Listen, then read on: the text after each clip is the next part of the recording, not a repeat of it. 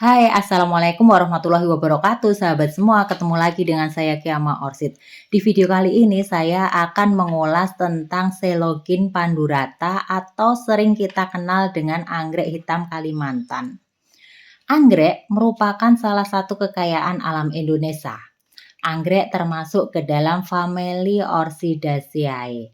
Di seluruh bagian dunia telah teridentifikasi 43.000 spesies anggrek.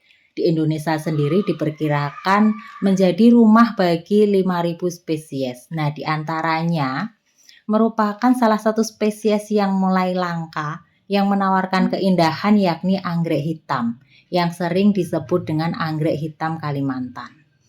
Dengan nama latin Selogin pandurata. Ini merupakan salah satu spesies anggrek yang hidup di Kalimantan. Nah, saat ini habitat aslinya terus-menerus mengalami penyusutan jumlah yang cukup signifikan dari tahun ke tahun. Memang dari beberapa berita kita ketahui kalau anggrek ini merupakan salah satu anggrek yang mulai langka ya sahabat semua. Namun apabila kita ke toko yang menjual anggrek, kita masih menemukan anggrek jenis ini, Selogin pandurata ini dalam jumlah yang cukup banyak. Karena sebenarnya perawatan anggrek ini cukup mudah. Jadi yang mulai langka mungkin di hutan-hutannya, karena memang hutan di Kalimantan sendiri mungkin banyak yang sudah mulai berkurang dan fungsi lahannya untuk yang lainnya. Nah, anggrek ini walaupun berwarna hijau dengan tengah ada hitam sedikit, dikenal dengan anggrek hitam atau Selogin pandurata. Nah, untuk merawat anggrek ini sangat mudah. Tipikal dari anggrek ini bunganya itu hanya bertahan sekitar 2 minggu karena ini merupakan anggrek spesies. Berbeda dengan anggrek hibrid yang bunganya tahan lebih lama. Di rumah-rumah biasanya anggrek ini akan ditanam di dalam pot seperti ini. Dengan media arang, bisa juga dengan batu bata atau pecahan genting.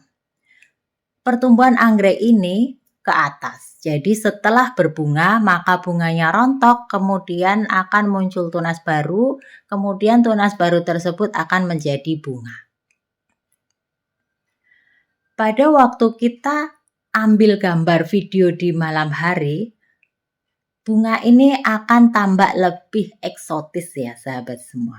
Karena akan tampak lebih cantik dengan hijau yang bagian tengahnya ada hitamnya. Kemudian kuntumnya pada waktu berbunga juga tidak terlalu banyak. Bisa 6 kuntum sampai 8 kuntum. Kemudian dalam waktu 2 minggu sudah habis. Bunga ini tidak berbau harum. Ya hanya kita lihat bunganya yang cantik seperti ini. Untuk bentuk kenopnya pun berbeda dengan anggrek-anggrek jenis Dendrobium. Nah, untuk jenis Selogin ini bentuk kenopnya hijau seperti ini. Jadi pada waktu kenopnya berwarna hijau tentu saja nanti juga pas mekar akan berwarna hijau. Ukuran kenopnya pun juga tidak terlalu besar walaupun pada waktu mekar ukurannya akan lebih besar karena mekar ke samping mengelilingi. Nah, untuk pertumbuhan batangnya, anggrek ini akan tumbuh ke atas. Sehingga kita bisa menggunakan pot yang kecil karena batangnya tidak akan tumbuh ke samping kanan kiri namun ke atas terus. Sangat cocok apabila ditanam di pohon, kita tanam di bagian bawah, kemudian nanti batangnya akan ke atas menjalar ke atas. Jadi setelah berbunga nanti setiap batangnya akan ada akar sehingga apabila kita akan split atau kita berbanyak tinggal kita potong. Nanti saya akan praktekkan cara menanam anggrek ini agar tumbuh dengan baik. Anggrek ini sangat cantik ya sahabat semua. Bagi sahabat semua yang belum memiliki anggrek ini saya sarankan untuk memilikinya karena memang anggrek ini rajin berbunga.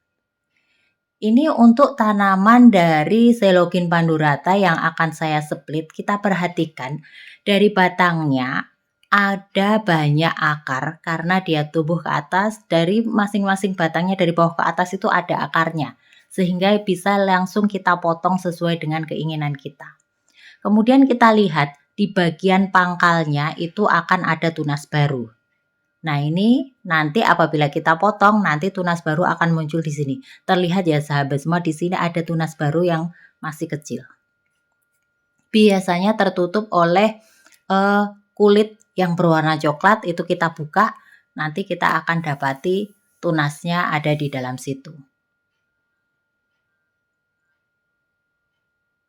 Nah, untuk pemotongannya kita sesuaikan dengan panjang batang dari masing-masing anggrek tersebut. Di sini saya menggunakan gunting. Ini akarnya di sebelah sini, ini ruasnya. Ini di bagian sini juga masih ada akar. Saya pilih ruas di bawahnya dengan akar yang tidak begitu panjang karena akar yang di sini cukup panjang. Nah, tinggal kita potong seperti ini. Kemudian kita tarik. Otomatis bagian atasnya juga ikut tertarik. Ini di antara akar-akar anggrek kalojengking ya, sahabat semua. Banyak sekali akarnya. Nah, ini apabila kita taruh di lantai posisinya, nanti akan kita potong lagi menjadi 2. Nanti yang satu kita tanam di pot, yang satu akan saya tanam di pohon. Masing-masing dari batang ini nanti akan mendapatkan 2 daun anggreknya. Untuk anggrek jenis ini memang daunnya hanya 2 helai seperti ini ya, sahabat semua.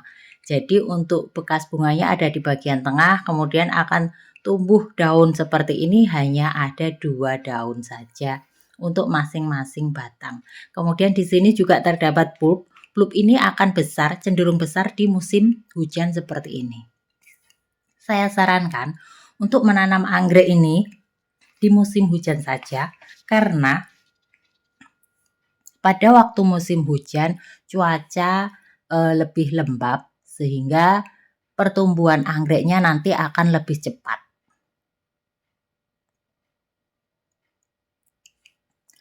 Di sini saya menggunakan pot yang ukurannya tidak terlalu besar. Ada 4 lubang besar di bawahnya untuk apabila kita menyiram airnya akan langsung turun ke bawah. Kemudian media yang saya gunakan adalah ini pecahan genting, kemudian arang. Arang dan pecahan genting ini sudah saya cuci. Alangkah baiknya jika juga direndam dengan air yang dicampur bakterisida maupun fungisida. Namun karena di sini saya rasa untuk pecahan genting dan arangnya masih cukup baik dan layak digunakan, saya akan langsung menggunakannya. Kemudian saya mulai menatanya ke dalam pot plastik yang berwarna hitam. Langsung kita masukkan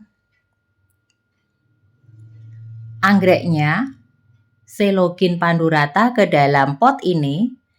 Kita taruh di tengah. Usahakan akarnya tidak sampai patah, karena akarnya hanya di satu sisi saja. Arah akar ini dipengaruhi oleh arah sinar matahari ya sahabat semua.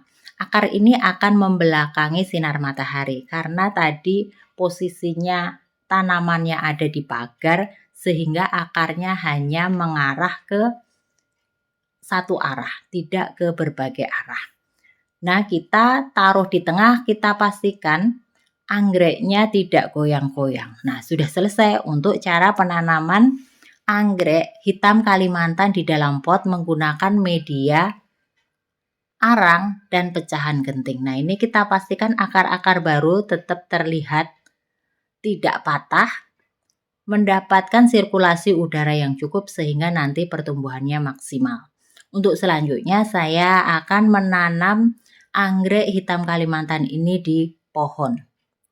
Di dalam pohon ini sudah ada berbagai macam anggrek, baik itu dendrobium, kemudian ada anggrek-anggrek lainnya yang memang sudah saya tempel di pohon ini. Ini ada dendrobium superbin yang sudah cukup rimbun karena memang ditanam sudah cukup lama. Akarnya sudah menempel dengan baik di pohon. Saya sarankan menanam anggrek di pohon yang masih hidup ya sahabat semua, karena nanti pohonnya nggak mati.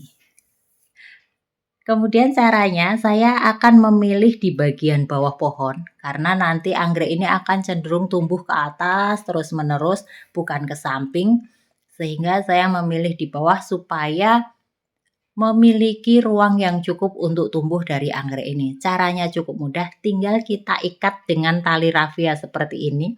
Jadi fungsi tali rafianya hanya untuk mengikat agar anggrek ini menempel di pohon, di bagian bawah juga di bagian atas, tidak saya tambahkan media lainnya. Karena nanti akar-akar dari anggrek Coelogyne pandurata ini juga pada akhirnya akan menempel seperti akar anggrek Dendrobium yang ada di atas tadi. Ini kita pastikan juga akarnya bisa mendapatkan sirkulasi udara yang cukup sehingga nanti akan tumbuh dengan baik. Nah, sahabat semua, itulah cara untuk menanam anggrek hitam Kalimantan agar dapat tumbuh dengan baik. Semoga bermanfaat. Dah, assalamualaikum warahmatullahi wabarakatuh.